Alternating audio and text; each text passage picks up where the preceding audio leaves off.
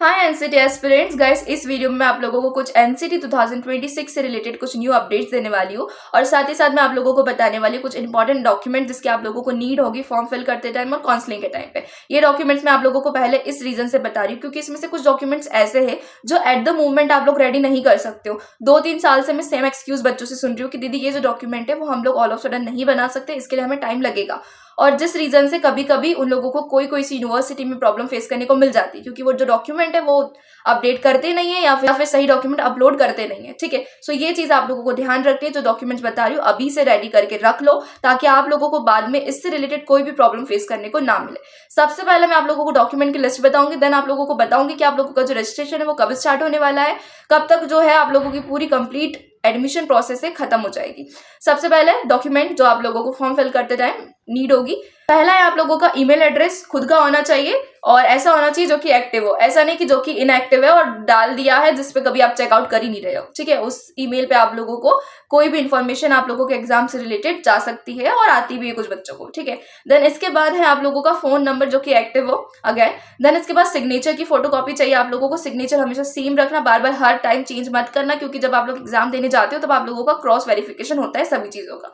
Then इसके बाद photo, जो फोटो आप फॉर्म फिल करते ना अपलोड करो वही फोटो आप लोगों को कब आपके एग्जाम टाइम पे भी आपके साथ लेकर जानी है। इसके लिए वही फोटो अपलोड करना जो आप लोगों के पास ऑलरेडी 2 से 3 कॉपी हो क्योंकि वो फोटो आप लोगों को हर जगह लगने वाली है। सेम फोटो आप लोगों को 2 से 3 जगह लगने वाली है। देन इसके बाद आप लोगों को बता दूं कैटेगरी सर्टिफिकेट जो कि होना चाहिए सेंट्रल लेवल का। ये चीज मैं आपको स्टार्टिंग से ही बता रही हूँ कि ये सर्टिफिकेट आप लोगों का सेंट्रल लेवल का ही होना चाहिए बिकॉज ये आप लोगों को बार बार मांगा जाएगा और सेंट्रल का ही मांगा जाएगा। अगर आप लोगों ने सेंट्रल का अपलोड नहीं किया तो बहुत सारी यूनिवर्सिटीज इसमें आप लोगों को नॉट एलिजिबल बता सकती है। सब यूनिवर्सिटी के अपने अपने क्राइटेरिया होते हैं, इसी रीजन से मैं आप लोगों को बार बार बोल रही हूँ कि अगर आप लोगों के पास सेंट्रल लेवल का कास्ट सर्टिफिकेट नहीं है तो अभी से ही उसे सेंट्रल लेवल का कास्ट सर्टिफिकेट बनवाने के लिए दे दीजिए। स्टेट लेवल को सेंट्रल में अपडेट करवा दीजिए ताकि आप लोगों को बाद में कोई प्रॉब्लम फेस करने को नहीं मिले। इनकम सर्टिफिकेट जो होना चाहिए आप लोगों का लेटेस्ट, पापा का या मम्मी का जो भी है इनकम सर्टिफिकेट आप लोगों का लेटेस्ट होना चाहिए। देन इसके बाद ये ही कुछ इंपॉर्टेंट चीजें जो आप लोगों को फॉर्म फिल करते थे नीड होती है। कुछ बच्चे ऐसे होंगे जो अभी 12th में हैं और अभी एनसीटी देना चाहते, तो जब वो फॉर्म फिल करते टाइम जाएंगे तो उनसे 12th का मार्कशीट का बोलेंगे, बट आप 12th में हो तो आप 12th का मार्कशीट नहीं दे सकते, सो आप लोगों को 10th का जो है अपलोड कर देना है। बाकी जो स्टूडेंट जिन्होंने 1 साल पहले या 2 साल पहले अपना 12th कंप्लीट किया है वो अपना 12th का ही जो है मार्कशीट अपलोड करें। देन इसके बाद मैं आप लोगों को काउंसलिंग के बारे में बता देती हूँ कि काउंसलिंग में आपको कौन कौन से डॉक्यूमेंट की नीड होगी। सबसे पहले आप लोगों को आपका 12th और 10th और 12th का मार्कशीट का नीड होगा, आधार कार्ड का नीड होगा। देन इसके बाद पासपोर्ट साइज फोटो चाहिए आप लोगों को, आपके सिग्नेचर की फोटो चाहिए। किसी यूनिवर्सिटीज की डिक्लेरेशन फॉर्म होती है और अगर कोई सा डॉक्यूमेंट आप सबमिट नहीं कर पाते तो आप अंडरटेकिंग वगैरह सबमिट करते हो। देन इसके बाद में आप लोगों को कैटेगरी सर्टिफिकेट जो कि सेंट्रल लेवल का होना चाहिए, domicile certificate, income certificate. Domicile certificate आप लोगों का स्थानीय प्रमाण पत्र होता है। देन इसके बाद आप लोगों का हो जाएगा टीसी, माइग्रेशन, कैरेक्टर सर्टिफिकेट और कोई कोई सी एनआईटी, आईआईटी, एनआईटी या फिर कोई कोई से इंस्टीट्यूट्स भी आप लोगों का मेडिकल सर्टिफिकेट जो है वो मांगते हैं। तो ये कुछ डॉक्यूमेंट है जिसकी आप लोगों को नीड होगी काउंसलिंग के टाइम पे। पहले से रेडी करके रखोगे तो ज्यादा बेटर होगा, आप लोगों को एट द एंड आप लोगों को प्रॉब्लम फेस करने को कम मिलेगी क्योंकि बच्चों को बहुत मिलती है जो कि बच्चे मुझे कमेंट सेक्शन में यही एक्सक्यूज देते हैं कि ये डॉक्यूमेंट नहीं बन सकता, इसमें कुछ मिस्टेक हो गई है। तो ध्यान रखना आपके अगर किसी भी डॉक्यूमेंट में कोई भी मिस्टेक है, फॉर एग्जांपल पापा के नाम के स्पेलिंग में कुछ मिस्टेक है, जाके उसे फटाफट से अपडेट करवा लीजिए। आधार कार्ड अपडेटेड होना चाहिए। ये मत रीजन देना कि हमारा आधार कार्ड अपडेट नहीं है क्योंकि ये रीजन मैं आप लोगों का सुन लूंगी लेकिन मैं कुछ कर नहीं पाऊंगी। ये चीज आप लोगों का एनटीए नहीं सुनेगा या फिर जिस यूनिवर्सिटी में आप रजिस्ट्रेशन करने वाले हो, एक्सक्यूज वो आपका एक्सेप्ट नहीं करेंगे। इसलिए अगर आपके पापा मम्मी के नाम में, आपके नाम में या किसी भी डेट या किसी भी नंबर में कोई भी आप लोगों का मिस्टेक है तो उसे अभी ही सुधरा लो क्योंकि सुधराने में टाइम लगता है। वो चीज मैं समझती हूँ, इसके लिए पहले आप लोगों को इन्फॉर्म कर रही हूँ। ये चीजों को आप अच्छे से करेक्ट करके रखवा लीजिए ताकि उस टाइम आप लोगों को प्रॉब्लम फेस करने को ना मिले। आधार कार्ड अपडेटेड होना चाहिए, इसका भी ध्यान रखना। देन इसके बाद मैं आप लोगों का रजिस्ट्रेशन फॉर्म कब स्टार्ट होने वाले हैं उसके बारे में बता देती हूँ। सबसे पहले ये जो एग्जाम था 2023 में कंडक्ट हुआ था, फर्स्ट टाइम कंडक्ट हुआ था तो कुछ टाइम में बहुत ज्यादा आप लोगों का डिले हो चुका था। फॉर्म फिलिंग का भी था, बहुत डिले हुआ था।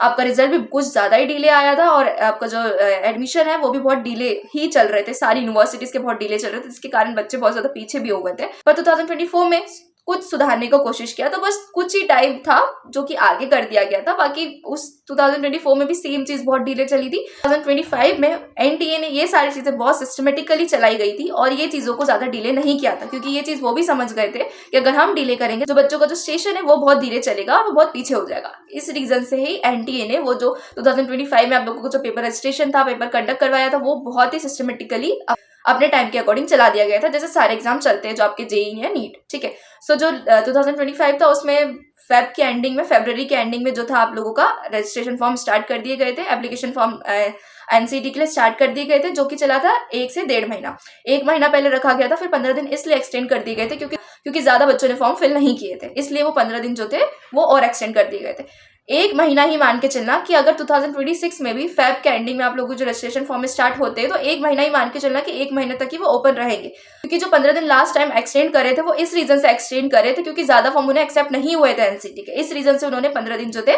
वो एक्सटेंड कर दिए गए थे। अगर इस साल बहुत ज्यादा मैक्सिमम फॉर्म एक्सेप्ट हो गए वो 1 ही महीने में, तो आप लोगों की जो डेट है वो एक्सटेंड नहीं होगी। सो सभी चीजों का आप लोगों को ध्यान रखना है, कभी भी मिस आउट मत करना कोई भी इंपॉर्टेंट अपडेट एनसीटी से रिलेटेड। ऑल ऑफ सडन चीजें आती है और ऑल ऑफ सडन चीजें ही बहुत जल्दी खत्म हो जाती है, इसलिए ये चीजें ध्यान रखना। देन इसके बाद मैं आप लोगों को बता देती हूँ, अगर आप लोगों का फॉर्म फिलिंग फेब के एंडिंग में स्टार्ट होगा तो वो 1 महीना तो चलेगा। देन अप्रैल मान के चलते हैं, अप्रैल की एंडिंग में जो है आप लोगों का एग्जाम जो है वो कंडक्ट हो जाएगा, अप्रैल की एंडिंग या फिर मई की स्टार्टिंग। इससे डिले तो नहीं होगा, इस बीच ही होगा, क्योंकि लास्ट ईयर जो हुआ था उसी के बेसिस पे हम लोग आप लोगों को अभी बता रहे हैं, ठीक है।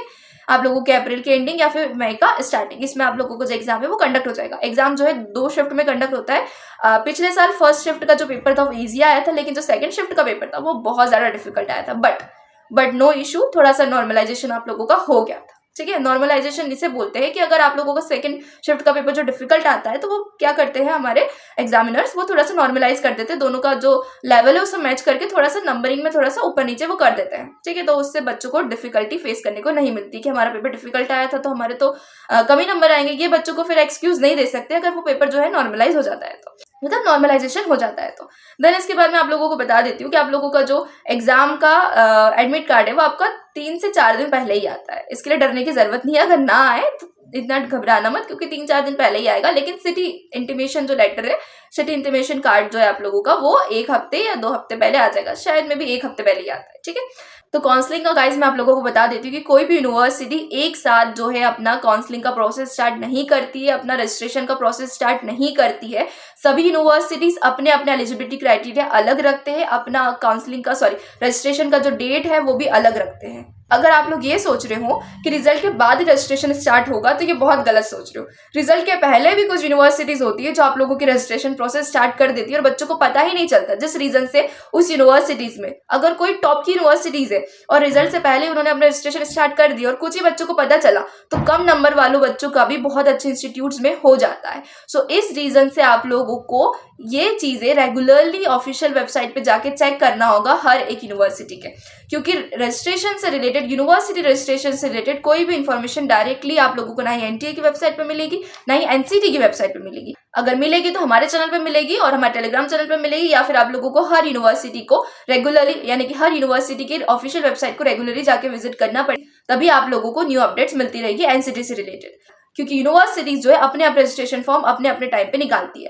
कुछ यूनिवर्सिटीज रिजल्ट से पहले निकाल देगी तो कुछ यूनिवर्सिटीज रिजल्ट के बाद निकालेगी। मैक्सिमम यूनिवर्सिटीज तो रिजल्ट के बाद ही निकालती है, बट कुछ ऐसी भी है जो रिजल्ट से पहले निकाल देती है और बच्चों को नहीं पता चलता है, जिस रीजन से कम नंबर वालों का भी बहुत अच्छी यूनिवर्सिटी से अच्छी इंस्टीट्यूट में हो जाता है।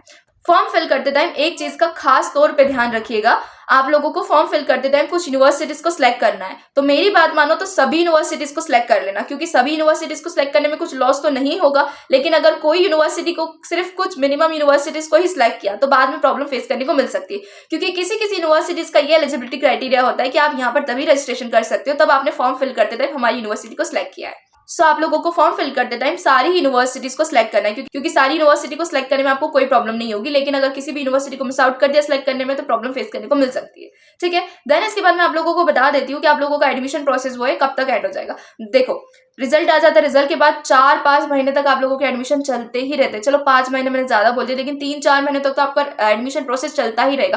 फर्स्ट लिस्ट आती है, देन इसके बाद उन्हें फर्स्ट लिस्ट वालों को टाइम दिया जाता है फी पे करने का, देन इसके बाद सेकंड लिस्ट आती है, देन सेकंड लिस्ट वालों को दिया जाता है टाइम पीरियड फी पे करने का, थर्ड लिस्ट आती है, स्पोर्ट राउंड होता है, बहुत सारी चीजें होती है। इसके लिए जो एडमिशन प्रोसेस है वो बहुत डिले हो जाती है, कम से कम 3-4 महीने तो आप लोगों के एडमिशन चलते ही रहते। कुछ यूनिवर्सिटीज ऐसी होती है जो फटाफट से ये चीजें कंप्लीट करवा के अपने जो क्लासेस है वो बच्चों की स्टार्ट कर देती है, लेकिन कुछ यूनिवर्सिटी तो एंडिंग तक चलाती ही रहती है।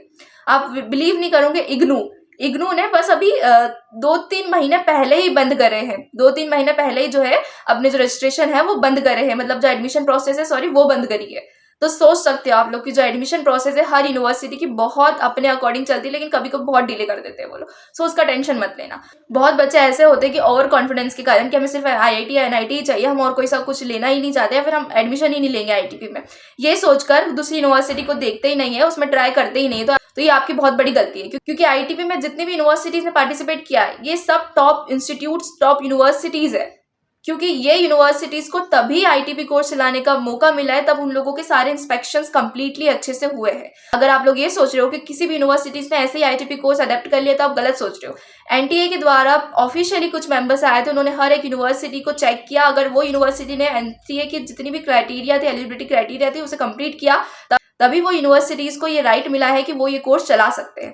तो ITP में जितनी भी यूनिवर्सिटीज ने पार्टिसिपेट किया वो सारी ही टॉप रेप्यूटेड यूनिवर्सिटीज है। आप किसी भी यूनिवर्सिटीज को लाइटली नहीं ले सकते हो। IIT NIT में मानती हूँ कि नाम चलता है, बट अगर एजुकेशन फील्ड में देखो तो RI इज द बेस्ट। ठीक है गाइस, यही कुछ इंपॉर्टेंट इन्फॉर्मेशन थी जो आप लोगों के साथ शेयर करनी थी, और ऐसी न्यू अपडेट के साथ बने रहिए हमारे चैनल के साथ, और बाय बाय।